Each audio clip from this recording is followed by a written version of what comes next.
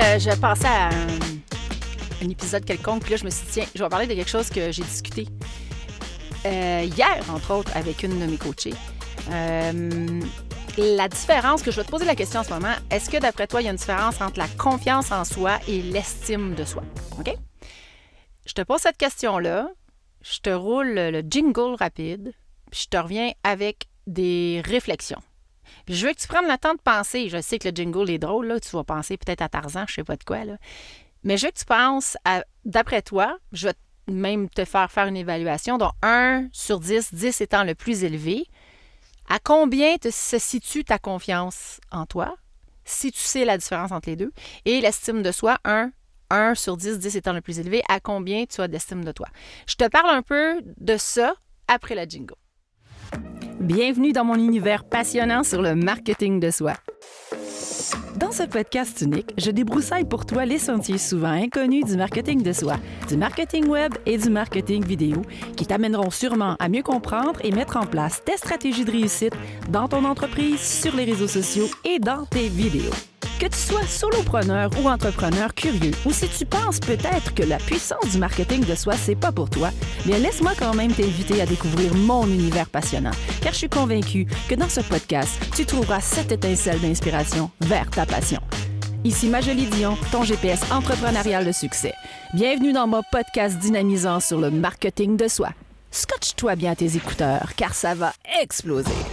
C'est une question qui m'est souvent posée, ou surtout quand moi je l'apporte en disant « Est-ce que tu as plus confiance en toi ou tu as plus d'estime de toi? » Et là, il y a comme la face du point d'interrogation qui s'installe dans le visage des entrepreneurs, que soit en coaching ou peu importe, en webinaire ou en one-to-one, qui me dit « Ben, je sais pas, c'est quoi la différence entre les deux? » Puis la différence entre les deux est énorme, parce que tu peux avoir énormément d'estime de toi et ne pas avoir confiance en toi. Et vice-versa, tu peux avoir confiance en toi, mais ne pas avoir d'estime de toi. Alors, l'estime de soi, c'est vraiment comment tu te vois à l'intérieur de toi, comment ta famille, ton père, ta mère, les gens alentour de toi t'ont donné de l'amour, donné de la reconnaissance, qui t'ont félicité, qui t'ont aidé. Je dis pas, on parle pas d'enfant roi ici, on parle juste d'avoir vraiment une bonne estime de soi. On s'aime, on le sait qu'on s'aime, on l'a en dedans de nous, ça fait partie de nous. Par contre, l'estime de soi, ça ne veut pas dire que tu as la confiance en toi, que tu es capable de faire des choses. Donc, la confiance en soi, c'est beaucoup basé sur la capacité de faire des actions, d'aller de l'avant.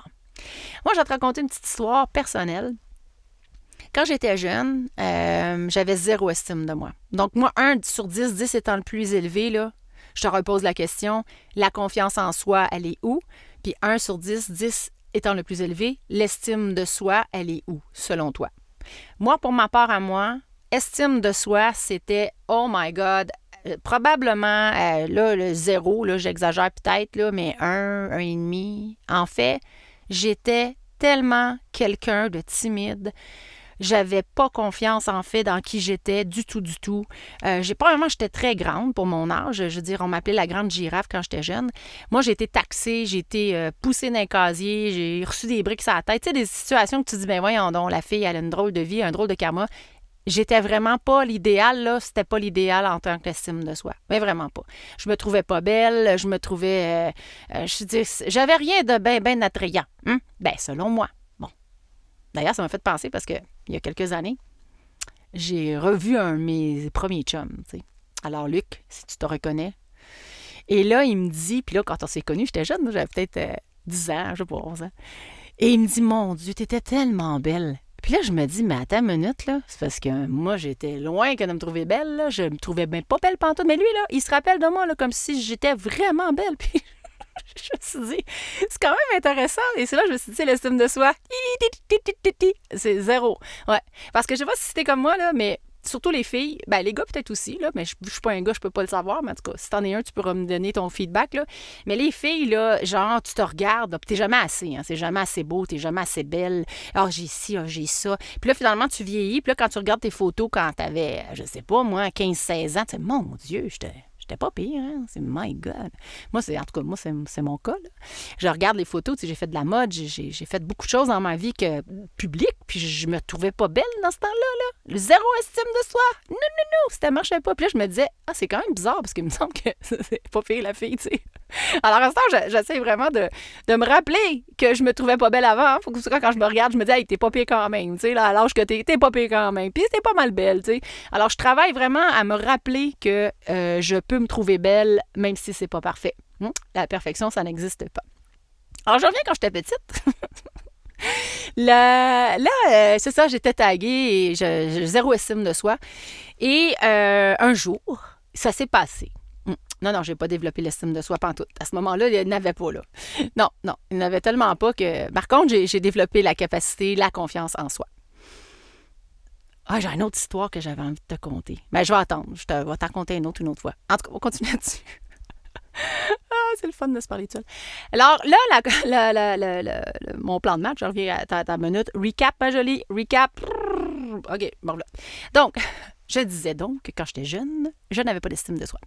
Alors, à 6e année, il y a un concours d'art oratoire qui arrive dans notre petit cahier avec le professeur. J'étais en 6e année, mon professeur s'appelait Hélène Gauthier. Je m'en rappelle comme si c'était hier parce qu'elle était super sévère, puis moi j'aimais ça parce qu'elle était structurée. Moi j'aime ça quand ça avance les affaires. Tout le monde avait peur d'elle, mais moi j'étais en amour avec ce prof-là parce que, sérieux, là, elle te menait une classe là, avec respect, on avance. Si tu as des petits problèmes dans ta tête, va les régler parce que ça ne sera pas dans la classe que ça va se passer. Elle m'a dit, j'ai jamais un mot plus haut que l'autre. C'est tout le temps bien dans sa personnalité. Elle, son branding, là, c'était comme « Je avance vers l'avant et vous me suivez. Si ça te dit pas, tu reviendras. » Puis là, tu vas avoir une petite punition. Alors, il n'y avait pas d'excussion puis d'histoire. Non, on la suivait. Alors, allô, Hélène. Je sais pas si tu es encore vivante. Moi, j'étais en 6e année, j'avais 12 ans. Bon. Concours d'art oratoire. Je m'inscris, toi. Ça s'appelait le défi à relever. Je sais pas si tu te rappelles dans un épisode, je pense que c'est le premier épisode que j'ai dit que je faisais mon one-two, les podcasts, là, je m'enregistre d'une shot à l'autre, là, sans arrêt. Sauf pour le jingle, évidemment. Et c'était le défi à relever. Je me suis dit, mon Dieu, c'est ça. Mais là... on parle pas de l'estime, là. Alors, j'écris un texte, mais tout un texte. Je parle des femmes battues. Je parlais des choses vraiment que pour un enfant de 12 ans, j'avais 11 ans dans ce moment-là, là, que ça n'a pas de sens. Ça n'a pas d'allure. J'avais vraiment un discours revendicateur, un discours de prise de position, de réflexion sur l'humain, puis qu'arrêtons de faire des choses et je vous mets au défi. C'est vraiment ça, là, tu sais, je suis là avec le doigt en l'air, je m'en rappelle encore. Je vous mets au défi de ne pas juger les femmes battues. Écoute, je m'en rappelle plus du texte au complet. Ça étant dit, ma mère reçoit un appel du professeur de la fameuse Hélène, un coup que j'ai donné mon texte, puis elle me dit, mais Madame Dion, c'est parce que vous ne pouviez pas faire le texte pour votre fille. Que ma mère a dit, j'ai pas fait le texte pour ma fille, je l'ai corrigé pour elle, mais c'est pas moi qui l'ai écrit. OK, elle m'a dit, c'est parce que c'est un texte quand même assez preneur pour un enfant d'11 ans. Ma mère a dit, oui, ma fille est comme ça. C'est une femme, c'est une enfant qui est intelligente et qui observe, tu sais. Alors, on part le premier concours, toi. Je veux mourir, les jambes me shake, je suis sur le tremplin. Ça, tu sais, il y a un tremplin, je disais des erreurs dans un des premiers épisodes, là. Mais il y avait comme un genre de podium, il faut me rappeler ça, anyway. Puis là, il y a un micro, puis là, je commence mon texte. Puis je m'en rappelle encore, écoute, j'ai une robe beige, là, tu sais, genre la robe beige avec la petite chemise en dessous, c'était lettre au bout. Mais c'était ça. Puis j'étais grande, puis j'avais une tête de pompon, puis je frise beaucoup, tu sais, que j'avais l'air d'un Q-tip. C'est super. Alors, mais c'est pas grave, tu sais, je me dis, j'ai un texte, puis là, je pars. Et là, je délivre le texte. Et là, je gagne. Je gagne le concours d'art oratoire district. Que c'était le premier niveau. Je suis contente avec mon trophée, tu sais. Je pose dans le journal. Je vais retrouver ça maintenant éventuellement, puis je vais vous montrer ça. Je pense que c'était à mon chalet quelque part dans une des boîtes. Alors, je suis super fière de je gagne. Et là, j'apprends qu'on s'en va dans l'autre niveau. Il y a un autre niveau. Qui était, je pense, je ne m'en rappelle plus exactement de quel niveau, mais il y en avait comme plusieurs. Je m'en vais à l'autre niveau et je gagne encore. Alors là, je commence à me dire, je commence à aimer ça, là, faire de la scène. Je commence à me trouver bien bonne, puis je commence à aimer ça parce que là, ça m'apportait un sentiment d'importance. Je me sentais forte, je me sentais bien, puis là, je me disais, hey, je suis bonne, tu sais. Je me trouvais pas belle, je me trouverais grande et slack et pas d'allure. Je me disais, ben au moins, je suis bonne dans quelque chose, tu sais. Et là, j'ai continué jusqu'au national. Après ça, j'ai fait l'international et je me suis rendue jusqu'au bout, en fait, et j'ai gagné tous les concours, sauf le dernier. Le dernier, c'était des gens de 16 ans à travers le monde qui venaient de la francophonie, qui venaient faire ce concours-là. Moi, j'ai là avec mes 11 ans, là, debout avec mon doigt, là, ben, ça n'a pas passé à ce niveau-là. Mais c'est pas grave parce que je me suis dit, je me suis rendue là. Puis à partir de ce moment-là, j'ai vraiment compris que j'étais bonne, j'étais capable quand je voulais. Et là, j'ai mis toute mon énergie sur ma capacité de faire des choses. Et j'en ai fait des choses.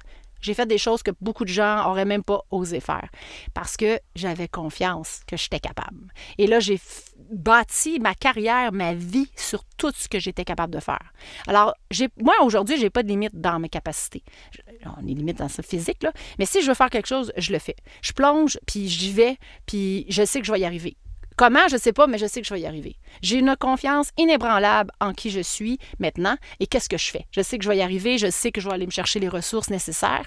Cependant, ça ne veut pas dire que j'ai l'estime de soi malgré cette grande capacité-là. Et en 2013, je me suis confrontée à ça, mais d'aplomb. Quand tu dis la claque sur la gueule, je l'ai reçue.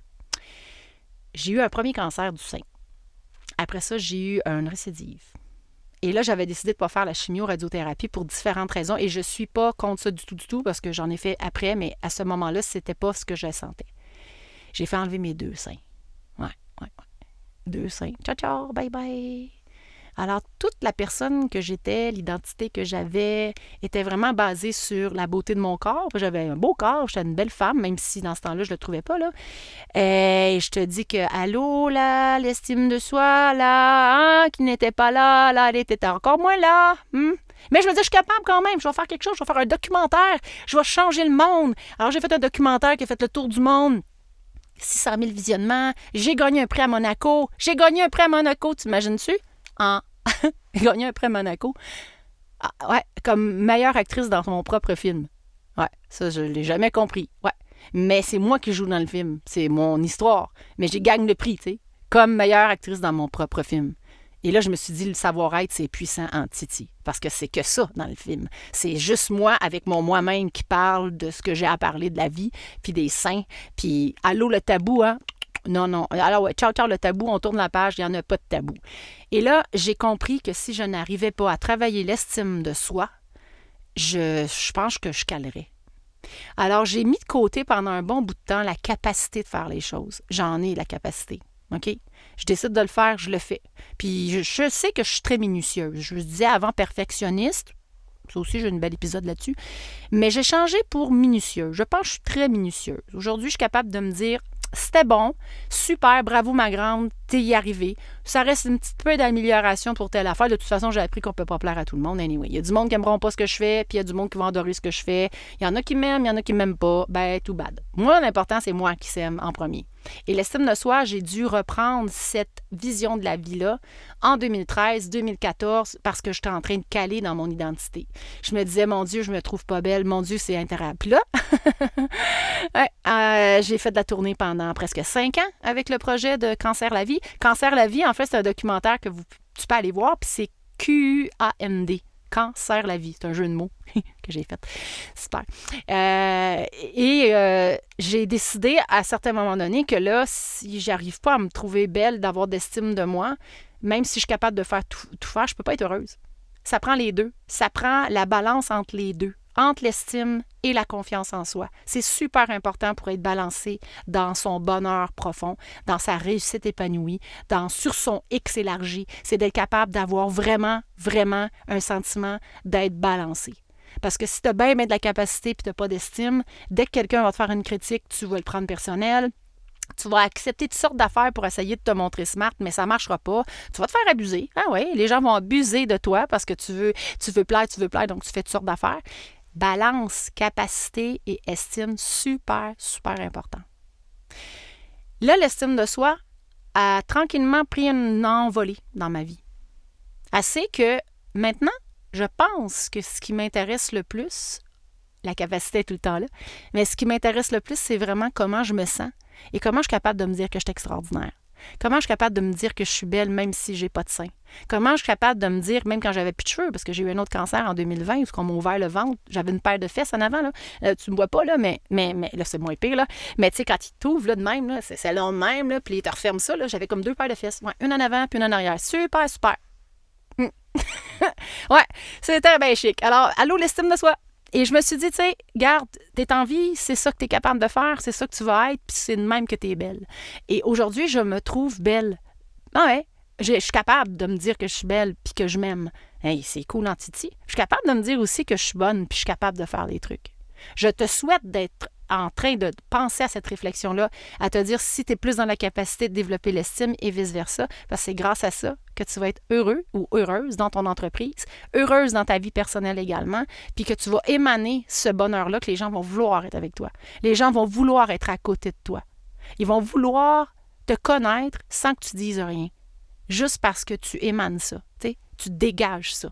Alors, j'appelle ça moi un aimant. Tu deviens un aimant à humain. Les gens veulent venir vers toi. Pas n'importe qui, là. Je ne parle pas des... Je m'en allais dire un petit mauvais mot, mais je ne le dirai pas. Les TC, tu sais. Les trous de caca. Je te parle pas de ceux-là. Moi, je te parle des beaux humains. Tu sais, des beaux humains là, qui regardent ta lumière et qui se disent « My God, je suis tellement bien quand je suis à côté de toi. » Tu sais. T'es pas dans la compétition. Il n'y en a pas. Comme je te dis, ça n'existait pas, la compétition, dans mon monde à moi. Et t'es juste dans l'être exceptionnel que t'es. C'est capoté. C'est tellement un bon feeling. C'est tellement extraordinaire. Alors, dans les dernières années de ma vie, je peux dire que maintenant, je suis pas mal balancée dans ma capacité et dans l'estime de soi. Puis, ça a changé ma vie. Oui, ça a tellement changé ma vie que j'ai fait des choix. Les gens alentour de moi maintenant, que je trouve qu'ils ne sont plus en raccord avec qui j'étais, parce que comme j'avais pas d'estime de moi, je m'entourais de gens qui étaient pas gentils, pas tout le temps, hein, qui te rejettent, qui sont toujours en train de te reprocher des trucs, peu importe. Puis moi, j'étais là, puis je me disais, ben c'est vrai, ils ont raison, hein, c'est vrai, ils ont raison. Après ça, je me disais, non, t'as pas raison pantoute, là, va travailler tes bébites, tu reviendras. Puis c'est quand même bizarre, depuis ce temps-là, je n'ai que du monde qui sont contents d'être là, puis qui me disent pas ça. Puis moi non plus. On est juste heureux d'être ensemble. C'était une improvisation sur l'estime de soi et la confiance en soi. Oui. Mais je reviens à mon livre. Ah, j'ai même pas fait ma citation. Parce que dans l'exercice du livre, il y a le CAP. Le CAP, c'est la connaissance, l'attitude et la pratique. Je t'invite à aller, si tu ne l'as pas acheté déjà, il y en a qui l'ont déjà acheté. J'en ai qui m'ont écrit d'ailleurs, qui m'ont dit merci beaucoup, merci. Qui est en vente en France, puis aussi au Québec. Le marketing de soi. Si vous allez sur le marketing de soi, le site Internet, il y a le livre, vous pouvez le trouver là. Mais je vais t'inviter à faire les exercices du CAP. Parce que ça travaille vraiment sur la capacité de la connaissance. C'est quoi tes connaissances, donc ton savoir. Tu sais, l'attitude, ton savoir-être. Et après ça, la pratique, ton savoir. Et ensemble, ça va t'apporter une confiance, une estime puis une confiance en toi. Parce que sans ça, tu peux pas y arriver. Donc, j'espère que tu as aimé cet petit épisode. Là, je vais faire un autre. Attendez, mon Dieu. Attends une minute, je vais au hasard, tu sais. Ah! Ouais! J'en ai une. Attends une minute. Oh boy. OK. Oh, c'est donc le fun. C'est quand tu piges des affaires, le fun. Jim Rohn. Ron, c'est Jim, J-I-M-R-O-H-N. Le bonheur n'est pas quelque chose que tu planifies pour le futur. C'est quelque chose que tu conçois pour le présent. Hey, comme c'est profond, ça. Puis là, ça marque. Il est où le bonheur? Il est où? Il est où? Il est là, le bonheur, il est là. Il est là. Ouais, il est où le bonheur? Il est où?